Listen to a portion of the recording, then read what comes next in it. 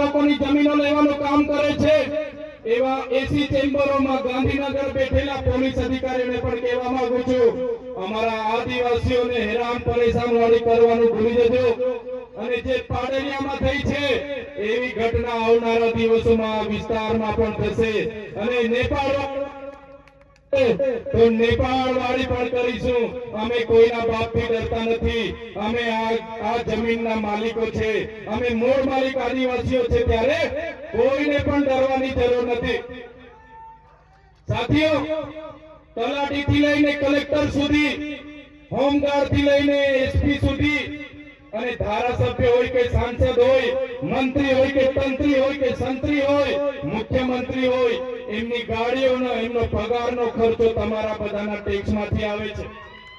કલેક્ટરનો પગાર તમે આપો છો, એસપી પીએસઆઈ નો પગાર તમે ચૂકવો છો, અમારા જેવા નેતાનો પગાર પણ તમે ચૂકવો છો।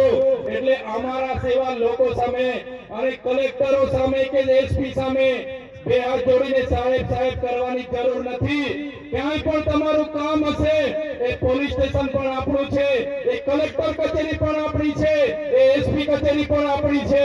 વોટ કે સાથ માલિકની જેમ જજો અને તમારા જે સેવકો છે એમને તમારા કામનો આગ્રહ કરજો। તમારું કામ નહીં કરી આપે, તમારી સાથે ચીજાઈ વર્તન કરશે, તમારી સાથે અત્યાચાર કરે તો આ ચૈતર વસાવાને આમ આદમી પાર્ટી બેઠી છે, એમને જવાબ આપણે ઈંટનો જવાબ પત્તરથી આપીશું।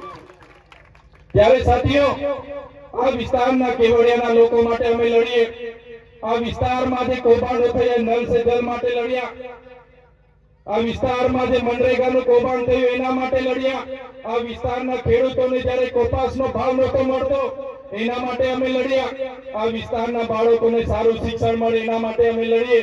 ત્યારે આ ભૂપેન્દ્રભાઈ પટેલની ભાજપની સરકારને ગમ્યું નહીં। એમના કેટલાક અહીંના ઉચ્ચ અધિકારીઓ ભાજપના એજન્ટ બનીને કામ કરતા હતા, એને કીધું કે ચૈતર વસાવા પર એફઆઈઆર કરો અને ચૈતર વસાવા પર સામાન્ય બાબતમાં એક ખોટી એફઆઈઆર કરવામાં આવી।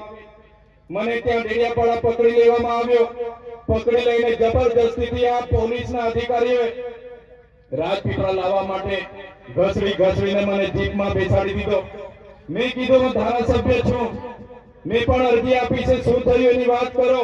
મારા પરિવારના લોકો આવ્યા કે ભાઈ શું થયું, પણ ઉપરથી ઓર્ડર છે અને અમારે તો પકડવા જ પડશે, લઈ જવા પડશે, નહીં તો અમારી નોકરી જશે એમ કરીને પીઆઈ પીએસઆઈ એમના ડીવાયએસપી એ લોકો એમને પકડી લીધા।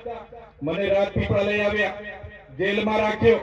પહેલો દિવસ મને જૂની જેલમાં રાખવામાં આવ્યો, ત્યારે મારા નિરંજનભાઈ હોય, વિક્રમભાઈ હોય, આશુતોષભાઈ હોય, મારા ધર્મેશભાઈ હોય, કિરણભાઈ હોય, બધા મારા યુવાન સાથીઓ મળવા માટે આવ્યા। એમણે કીધું સાહેબ, ચૈતરભાઈ માટે અમે ટિફિન લાવ્યા છે, ચૈતરભાઈના કપડા લાવ્યા છે, અમને મળવા દો। ચૈતરભાઈ શું ગુનો કર્યો તમે લઈ આવ્યા, અમને જવાબ આપો। ત્યારે આ પોલીસ અધિકારીઓ ભાજપના નેતાઓના ઈશારે અમારા કાર્યકરોને લાઠીચાર્જ કર્યો, અમારા કાર્યકરોને ત્યાંથી ભગાડી દીધા। બીજા દિવસે મને મામલતદારે રજૂ કરવાની જગ્યાએ, ડેડિયાપાડા કોર્ટમાં રજૂ કરવાની જગ્યાએ મને રાજપીપળા સેશન કોર્ટમાં રજૂ કરવામાં આવ્યો। રાજપીપળા સેશન કોર્ટમાં મેં મારા વકીલો કર્યા હતા, ગોપાલભાઈ ઇટાલિયા અને બીજા વકીલોને કોર્ટમાં આવવા નહીં દીધા। મારા જામીન રદ કરવામાં આવ્યા। મને જામીન રદ થતાની સાથે કોઈ સાથે મુલાકાત નહીં કરવા દીધી। મને હતું કે મને રાજપીપળા જેલમાં રાખશે, પણ મને ડાયરેક્ટ વડોદરાની જેલમાં રાખી દીધો। ત્યાં મને વડોદરાની જેલમાં એક અંધારી કોટડીમાં એકલો જ મારે રહેવાનું અને વિક્રમભાઈએ કીધું એ પ્રકારે ત્યાં કોબરા નીકળે, ત્યાં જેલના નીતિ નિયમો પ્રમાણે સાદડી પર ઊંઘવાનું, જેલનું જમવાનું બહારથી પકડીને ખાવાનું, મારા ઘરના મળવા આવે, મારા આગેવાનો મળવા આવે, મારા વકીલ મળવા આવે, પણ ભાજપના નેતાઓના ઈશારે ત્યાંની પોલીસ મને મળવા ના દે। એક દિવસ, બે દિવસ, એક અઠવાડિયું, એક મહિનો, તારીખ પર તારીખ, તારીખ પર તારીખ, તારીખ પર તારીખ, 80 દિવસ સુધી મને જેલમાં રાખ્યો। 80 દિવસ સુધી મને જેલમાં રહેવું પડ્યું। સાથીઓ, આ લોકોનો ઈરાદો હતો કે 3 વર્ષ, 2 વર્ષ આને જેલમાં રાખો। મને જેલમાં પણ ડરાવવામાં આવ્યો, કહેવામાં આવ્યું, ધમકાવવામાં આવ્યો અને ત્યાંના લોકોએ, ત્યાંના અધિકારીઓ, ભાજપના નેતાના ઈશારે કહેવામાં આવ્યું કે તમે ભાજપની સરકાર સામે કેમ બોલો છો, તમે સાંસદ અને એસપી સામે કેમ બોલો છો? તમે આદિવાસીઓની વાતો લઈને કલેક્ટરે કેમ જાવ છો? તમે એ બધું ભૂલી જાઓ. તમે આ પ્રકારની વૃત્તિ નહીં કરવાના હશો તો તમને અમે છોડીશું. ત્યારે જેલમાં પણ આ તમારા દીકરા ચૈતરભાઈ એ લોકોને કીધું હતું કે તમારે જેટલી જેલો કરવાની હોય તેટલી કરી દો. આ ચૈતરભાઈ વસાવા આદિવાસી સમાજ માટે છેલ્લા શ્વાસ સુધી લડશે. સાથીઓ, તમારે બધાની પ્રાર્થના, મારા સંતો, મારી મહંતો, મારી માતા બહેનોની દુઆ હશે કે મેં 80 દિવસ પછી મારા જામીન થયા, મારા જામીન જેવા થયા. હું જેલની બહાર પગ મૂક્યો. નિરંજનભાઈ હોય, વિક્રમભાઈ, અમારા આશીષભાઈ, અમારા વિજયભાઈ, આ તમામ આગેવાનો મને લેવા માટે આવ્યા. મને કીધું, સાહેબ, જામીન તો અમે જેમ તેમ તમારા કરાવી દીધા છે, પણ આ ભાજપ સરકારની ઈશારે, નર્મદાના એસપી ના ઈશારે તમને આ જિલ્લાની બહાર માટેની માંગ કરવામાં આવી હતી.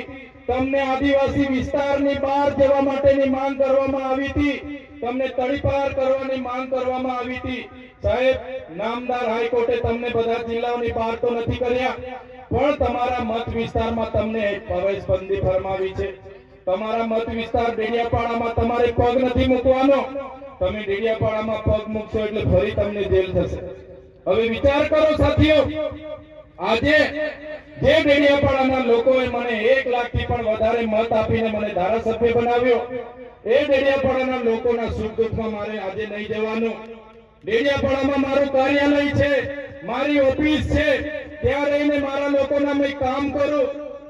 પણ આ સરકારે મને ત્યાં જવા માટે દેવા નથી આવતી, જવા દેવામાં નથી આવતો. ડેડિયાપાડાનું બોગજ મારું ગામ, ત્યાં મારું ઘર, મારો પરિવાર, પણ આજે ડેડિયાપાડામાં ચૈતર વસાવાને જવા દેવામાં નથી આવતા.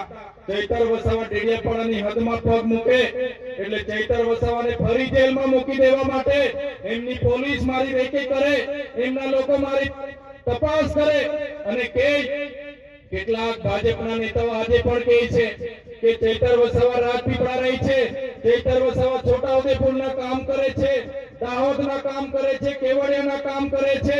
એને ડેડિયાપાડામાં તો આપણે જવા નથી દેતા, એમને નર્મદા જિલ્લામાં પણ રહેવા નથી દેવાના. ત્યારે એ ભાજપના નેતાઓને, એ ભાજપની